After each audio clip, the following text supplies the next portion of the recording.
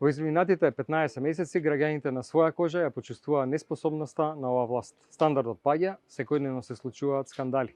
Институциите не функционираат, заробени се во партизација и непотизам, а цената за тоа ја плаќаат граѓаните. Последниот скандал со МНАФ е само уште едно камче во морето хаос и неспособност кој го гледаме. Секој ден има нов скандал, пожари, еколошки катастрофи, опасност од чад кој ги труе граѓаните. А власта молчи, не презема ништо и ги остави граѓаните без информации и без мерки. Сами на себе.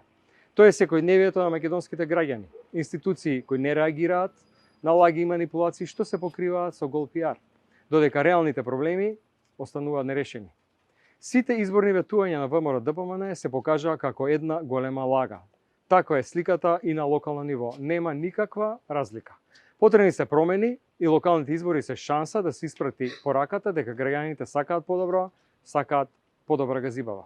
СДСМ на овие избори излегува со честна понуда, остварливи програми и компетентни луѓе со интегритет. Меѓу нив е и Владко Митовски, кој пред граѓаните излегува со издржани решенија во програмата за надминување на проблемот со кучињата скитници, за нова спортска сала, затворен базен, но и субвенции за пазарџиите. Потребите на граѓаните на газибава буквално се преточени во соодветни решенија.